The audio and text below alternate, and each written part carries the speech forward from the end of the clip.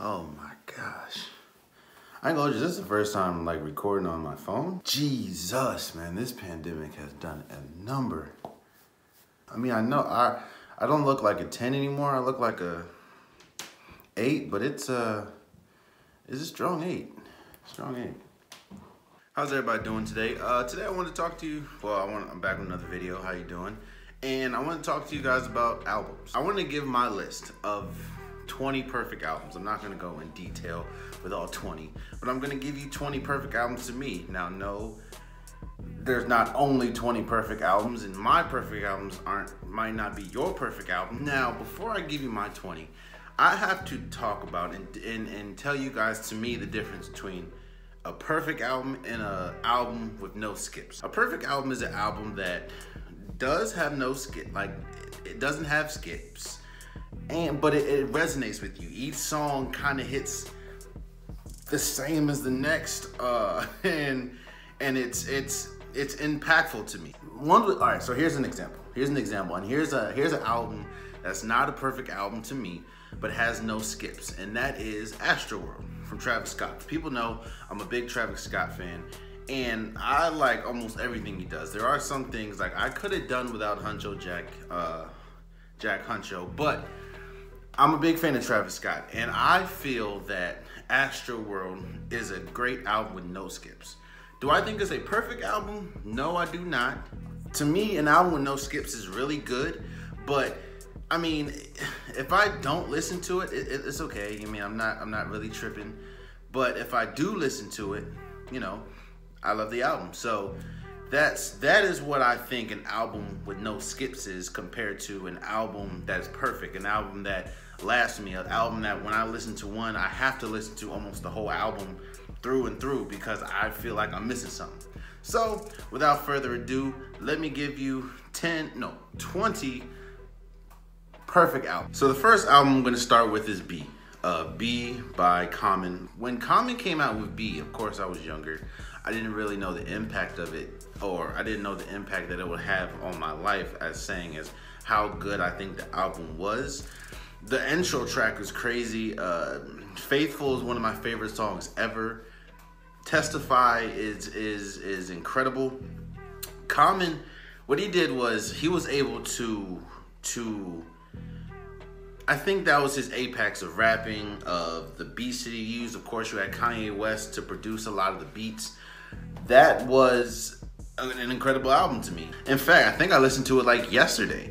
The second album I have is Teflon Don. Now, I'm not shy in saying that I'm a huge Rick Ross fan. Almost everything Rick Ross has done, from Port of Miami 2, you have God Forgives and I Don't, you have Hood Billionaire, I believe. Like, I love almost everything that Rick Ross does. However, the apex of Rick Ross's musical discography, in my opinion, was Teflon Don. When you have Freemason, when you have Tears of Joy, when you have I'm Not a Star, when you have Live Free, Die Young, or something like that, or Live Young, Die, whatever it is, that is an incredible album. Next one is Control by SZA. There's some people that can sing really well that I don't care to listen to in a whole album, but that is an incredible album, man. To this day, I think it came out maybe, what, 3-4 years ago? And to this day, a lot of people, including myself, say that is at least top 10 of last decade. So that's why I have Control as another classic. You have Lauryn Hill, MisEducation, the MisEducation of Lauryn Hill. That is a classic album to me. I remember vividly, my mom used to play that album to death. And when we used to go on trips as a family, she would play that album like through and through. So that album kind of has an effect on me when I hear it.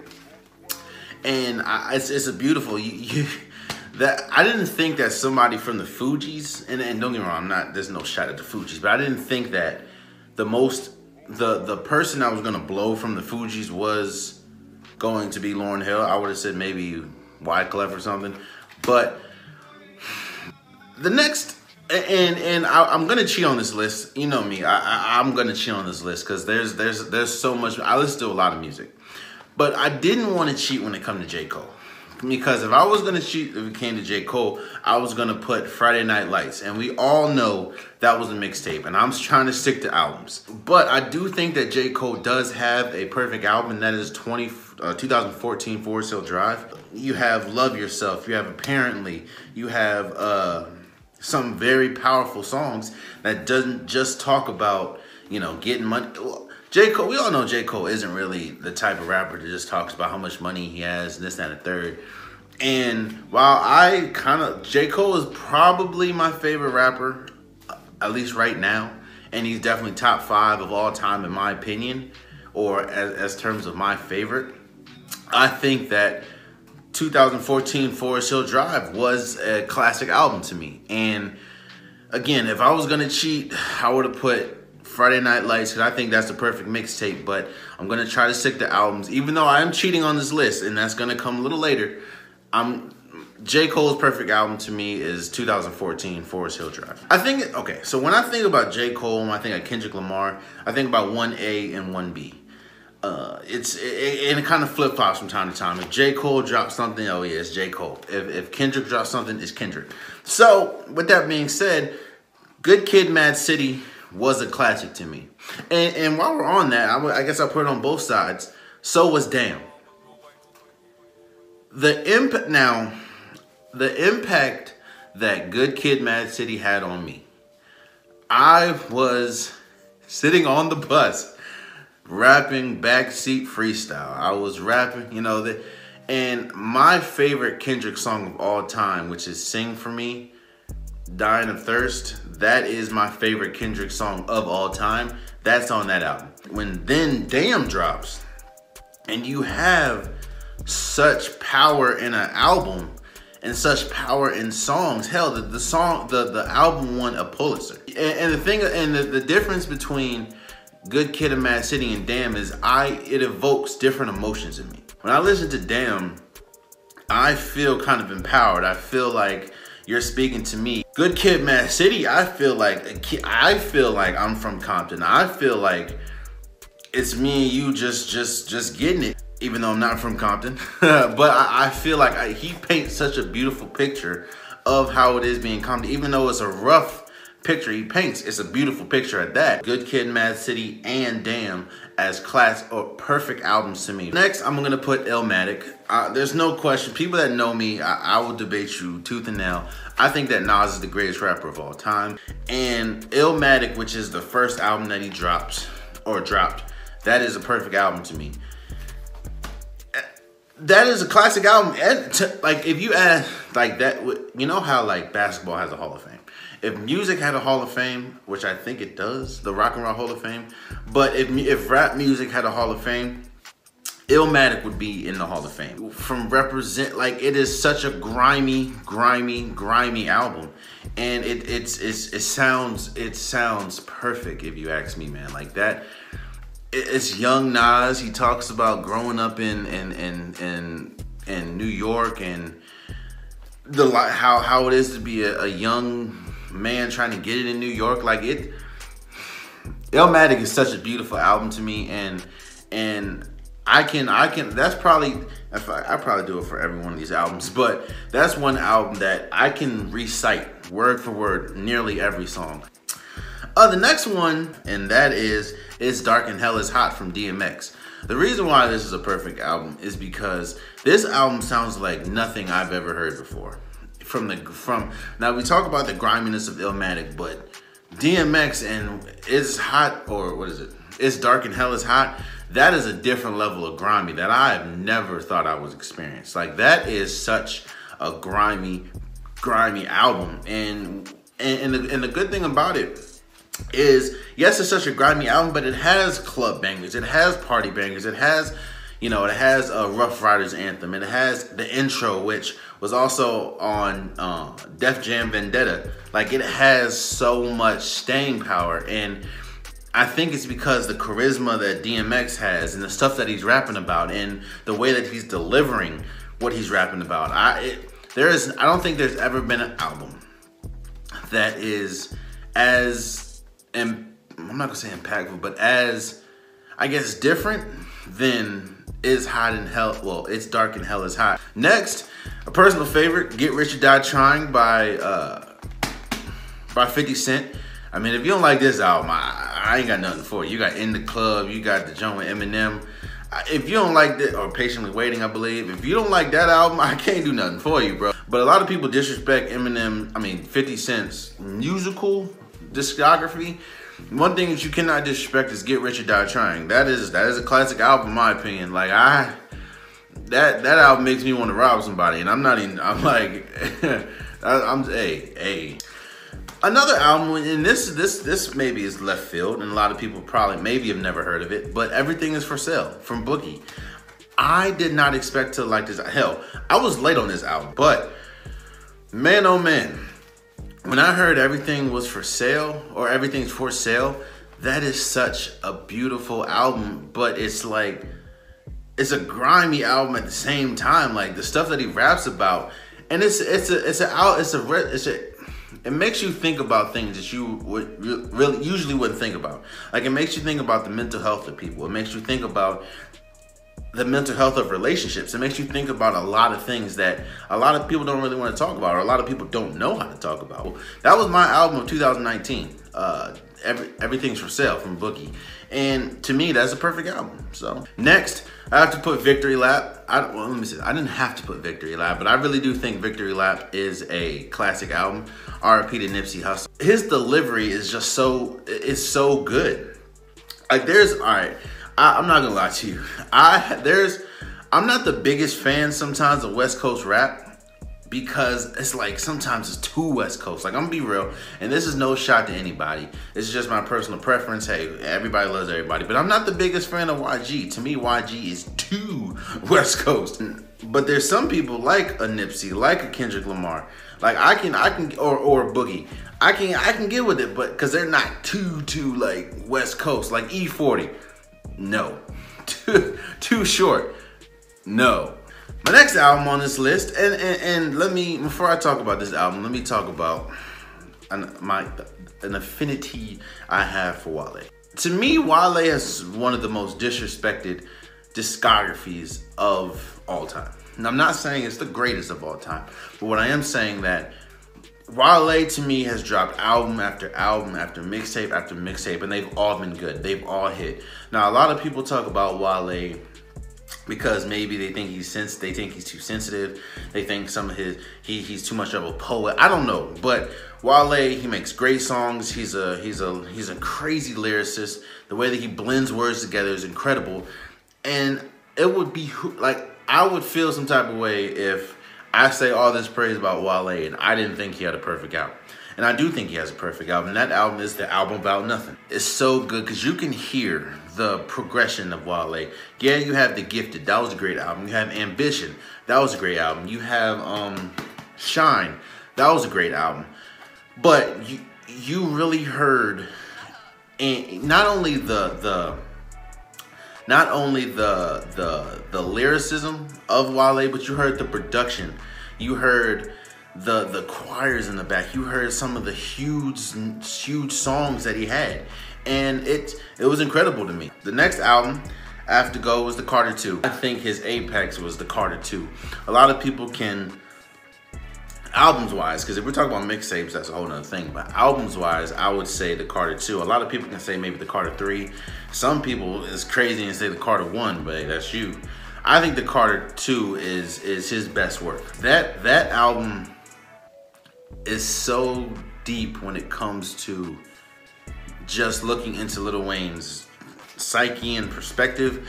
That again, and the good thing about the album is you can do a lot of things. Like you can work out in that album. I've worked out to the album. I just rode in the car to that album. I've done homework when I was in school to that album. Like that album is incredible to me, and because of that, you know, I had to put it on this list. The next perfect album I have is the documentary by The Game.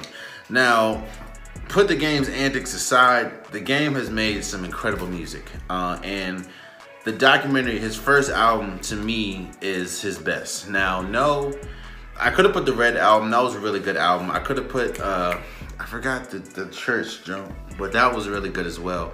And even his last joint that he dropped, that was, I think, Born to the Game or something like that.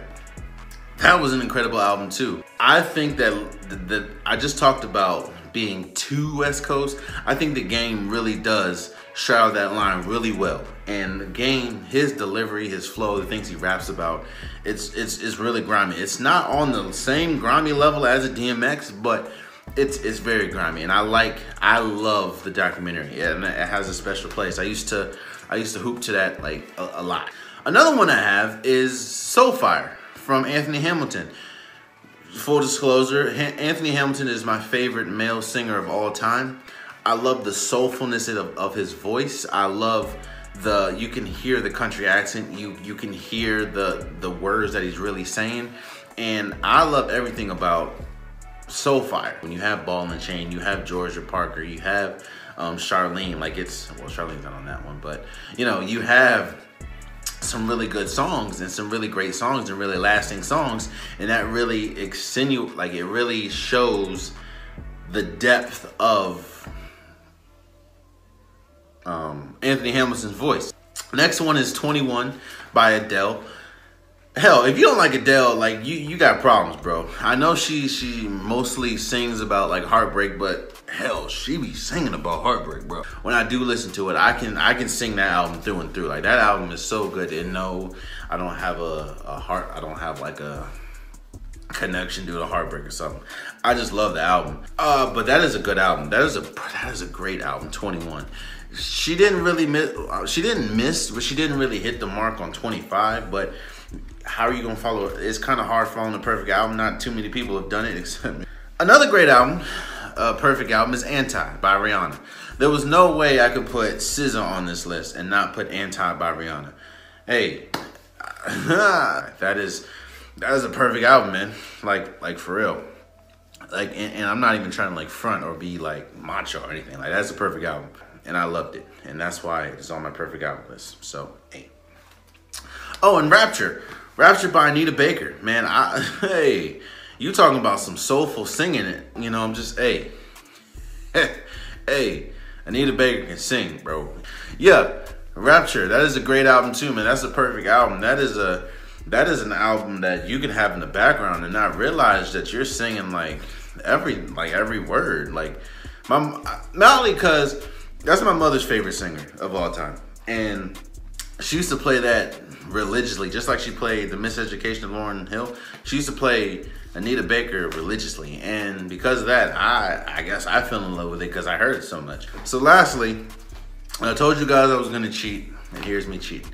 Lastly, I'm just gonna put Kanye West, and I know people feel some type of way about Kanye West's political views. I get it, but here's why I just put Kanye West. No, he does not have a perfect career for me. I did not like Yeezus at all. I might like maybe a song or two. I didn't like Yeezus. I was a fan of the production of Ye.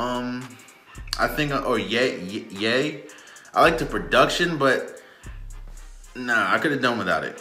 I could have done without the gospel album. I like the production, but it's like I liked the production of the gospel album, but Kanye West was the worst part, and that's unfortunate. But I did like the album as far as production wise. Kanye West, from College Dropout till My Dark Twisted Fantasies, that was perfect.